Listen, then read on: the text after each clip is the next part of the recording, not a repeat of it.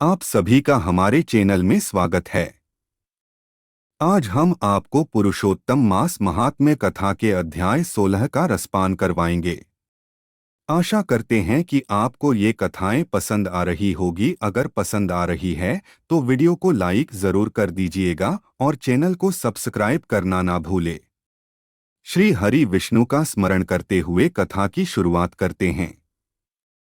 श्री नारायण बोले, हे महाप्राज्ञ, हे नारद, वाल्मीकि ऋषि ने जो परम अद्भुत चरित्र दृढ़धनवा राजा से कहा, उस चरित्र को मैं कहता हूं, तुम सुनो। वाल्मीकि ऋषि बोले, हे दृढ़धनवन, हे महाराज, हमारे वचन को सुनिए।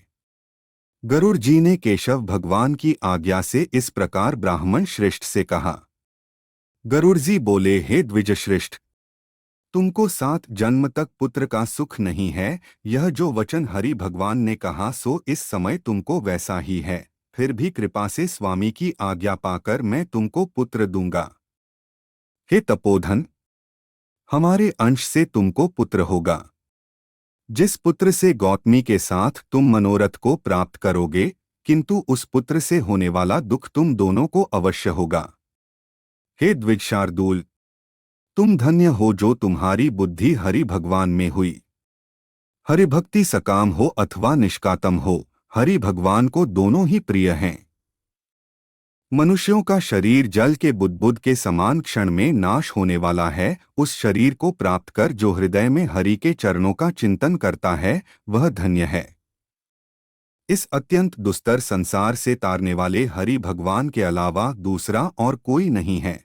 यह हरि भगवान की ही कृपा से मैंने तुमको पुत्र दिया है। मन में श्रीहरि को धारण कर सुखपूर्वक विचारों और उदासीन भाव से संसार के सुखों को भोगो। वाल्मीकि ऋषि बोले, गौतमी और सुदेव दोनों स्त्री पुरुष के देखते देखते उत्तम वर को देकर उसी समय गरुड़ पर सवार होकर भगवान हरि शीघ्र ही वैकुंठों को चले गए। सुदेव शर्मा भी स्त्री के साथ अपने मन के अनुसार पुत्ररूप वर को पाकर अपने घर को आया और उत्तम गृहस्थ आश्रम के सुख को भोगने लगा। कुछ समय बीतने के बाद गौतमी को गर्भ रहा और 10वां महीना प्राप्त होने पर गर्भ पूर्ण हुआ। प्रसूतिकाल आने पर गौतमी ने उत्तम पुत्र पैदा किया और पुत्र के होने पर सुदेव शर्मा बहुत प्रसन्न हुआ।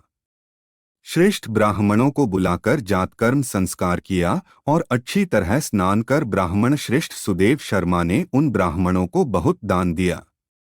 ब्राह्मण और स्वजनों के साथ बुद्धिमान सुदेव शर्मा ने नामकरण संस्कार किया। कृपालु गरुड़ जी ने प्रेम से यह पुत्र हुआ था। शरतकालीन चंद्रमा के समान उदय को प्राप्त तेजस्वी, यह शुक के सदृश है, इसलिए मेरा यह प्रिय पुत्र शुकदेव नाम वाला हो। माता के मन को आनंद देने वाला वह पुत्र पिता के मनोरथों के साथ साथ शुक्ल पक्ष के चंद्रमा के समान बढ़ने लगा। पिता ने हर्ष के साथ उपनयन संस्कार कर गायत्री मंत्र का उपदेश किया।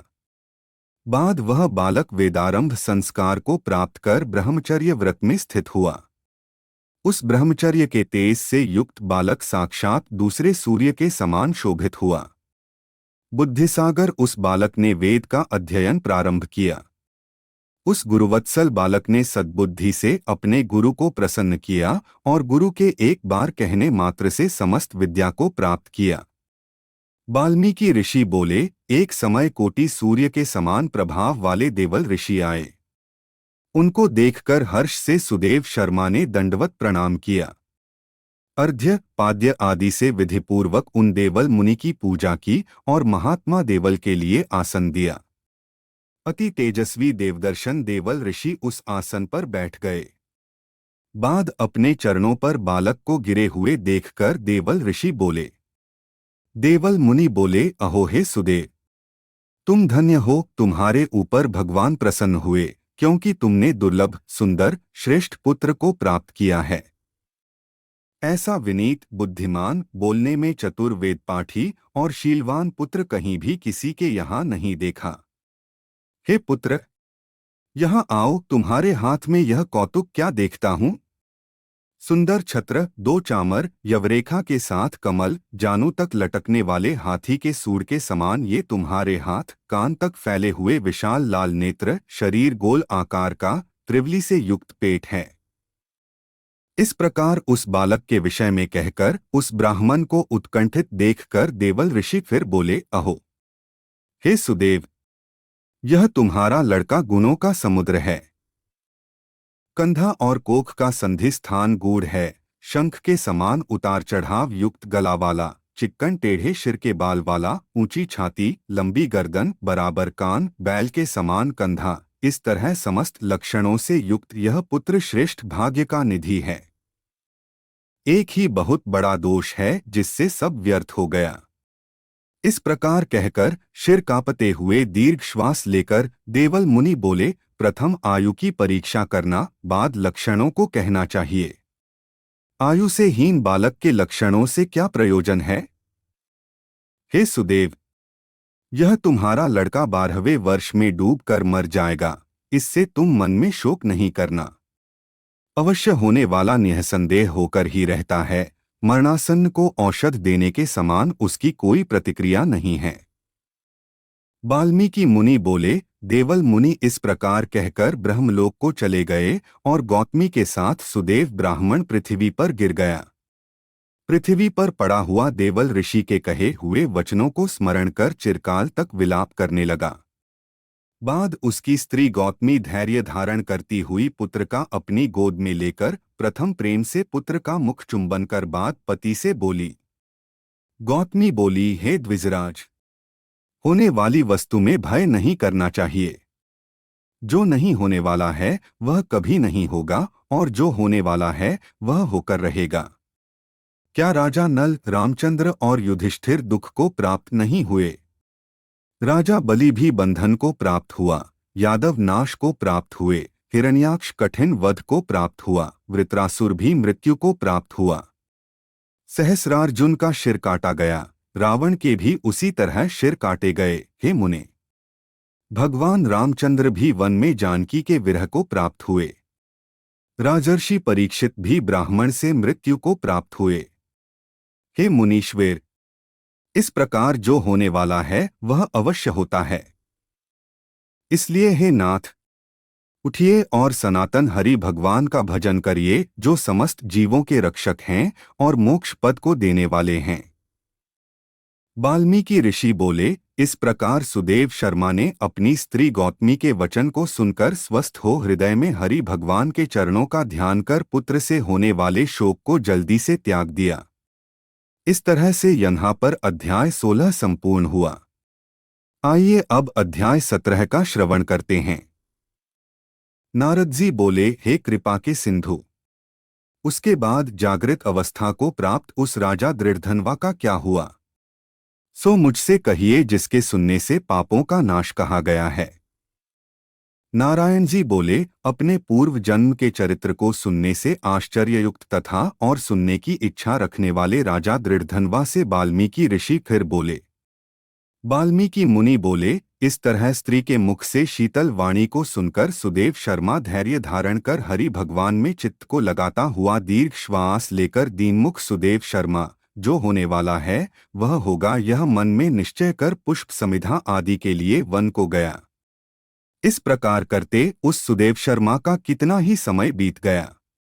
बाद किसी दिन समिधा, कुश, फल, पुष्प आदि के लेने के लिए वन को गया। वहां जाकर सुदेव शर्मा मन से हरि भगवान के चरण कमलों का ध्यान करने लगा। उसी दिन उसका लड़का शुकदेव अपने मित्रों के साथ बावली को गया। बावली में प्रवेश कर समवयस्क मित्रों के साथ जलयंत्रों से जल फेंकता हुआ और बार बार हंसता हुआ खेलने लगा। गर्मी के ऋतु में बार बार जल में खेलता हुआ हर्ष को प्राप्त हुआ।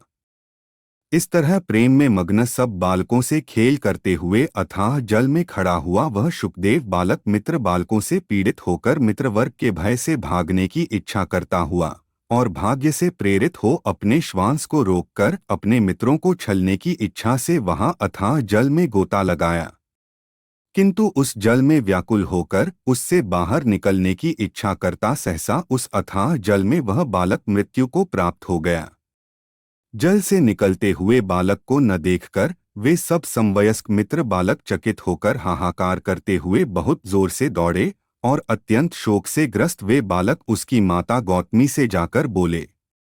उन बालकों के अत्यंत अप्रिय वज्रपात के समान वचन को सुनकर पुत्र में प्रेम करने वाली वह गौतमी तुरंत पृथ्वी पर गिर गई। उसी समय वन से सुदेव शर्मा आया। पुत्र का मरण सुनकर कटे वृक्ष के समान पृथ्वी पर गिर गया। बाद दोनों ब्राह्मण स्त्री पुरुष उठकर बावली को गए। वहां जाकर मृत पुत्र का आलिंगन कर उसके शरीर को गोद में लेकर सुदेव शर्मा बारंबार पुत्र का मुख चूमने लगा। अपने गोद में स्थित मृत पुत्र को बार बार देखता हुआ रोता विलाप करता गदगद अक्षर से बोला। सुदेव शर्मा बोला, हे पुत्र, मेरे शोक को नाश करने वाले शीतल सुंदर और शुभ वचन को बोलो।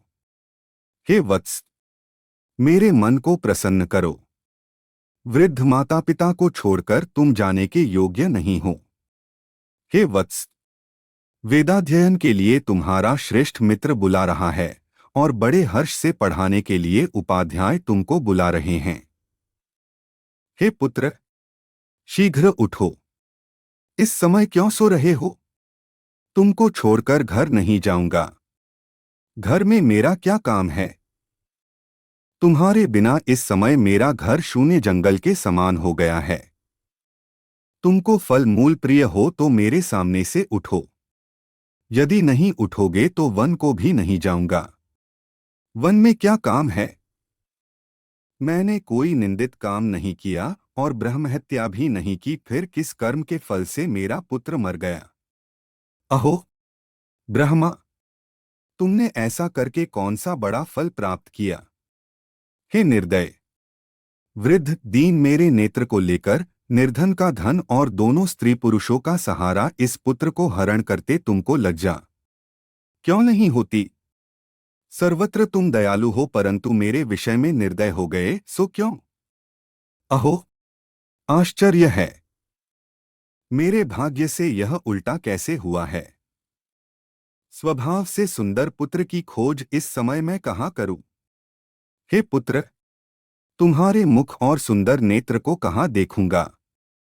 मेघ जल को बरसाता है, पृथ्वी धान्य को पैदा करती है, पर्वत रत्नों को और समुद्र मुक्तासार मणि को देते हैं, परंतु उस देश को नहीं देखता हूं जहां मरा हुआ पुत्र मिलता हो, जिसके शरीर का आलिंगन कर हृदय के ताप को छोड़ता है। हे वत्स, तुम एक बार शीघ्र वचन सुनाओ और दया करो। तुम्हारी माता लज्जा छोड़कर चील के समान अत्यंत विलाप करती है। हे पुत्र, उसको देखकर तुमको दया क्यों नहीं पैदा होती है? माता पिता की आज्ञा बिना तुम कभी भी नहीं गए। हे पुत्र, हम दोनों से बिना पूछे ही दूर के मार्ग को गए हो क्या? इस समय किसके वेदाध्ययन की उत्तम वाणी को सुनूंगा? हे वत्स, आज तुम्हारे और तुम्हारे मनोहर मधुर वचन के स्मरण से मेरा हृदय 100 टुकड़ा नहीं हो रहा है, क्योंकि मेरा हृदय लोहे के समान है। हे कौशलेंद्र, राजा दशरथ, तुमको हम धन्य मानते हैं क्योंकि रामचंद्र के वन जाने पर पुत्र के ताप से दग्ध वे प्राणों को नहीं रख सके, परंतु पुत्र के मर जाने पर भी जीवित रहने वाले मुझको धिक्कार है। हे गोविंद, हे विष्णु, हे यदुनाथ, हे नाथ, हे श्री रुक्मिणी के प्राणपति, हे मुरारे, हे दीन पर दया करने वाले, हे दयालो, पुत्ररूप अग्नि के ताप से संतप्त मेरी रक्षा करो। हे देवादिदेव, हे समस्त लोक के नाथ, हे गोपाल, हे गोपीश, हे चक्र को हाथ में धारण करने वाले, हे यमुना के विषदोष को हरने वाले, पुत्र रूप अग्नि के ताप से संतप्त मेरी रक्षा करो। हे बैकुंठ के वासी विष्णु, हे नरकासुर के नाशक, हे चराचर के आधार, हे संसार रूप समुद्र से पार करने के लिए जहाज रूप अर्थात संसार समुद्र से पार उतारने वाले, हे ब्रह्मादि देवताओं से नमस्कृत चरणपीठ वाले, पुत्ररूप अग्नि के ताप से संतप्त मेरी रक्षा करो। हमारे समान शठ दूसरा कोई नहीं है, जो मैंने देवकी पुत्र श्री कृष्णचंद्र के वचनों का उल्लंघन कर पुत्र में दुराशा की। कौन अभागा पुरुष भाग्य में न रहने वाली वस्तु को प्राप्त कर सकता है। इस तरह से यहाँ पर अध्याय 17 संपूर्ण हुआ। फिर मिलेंगे नए अध्याय के साथ, तब तक के लिए जय श्री कृष्णा।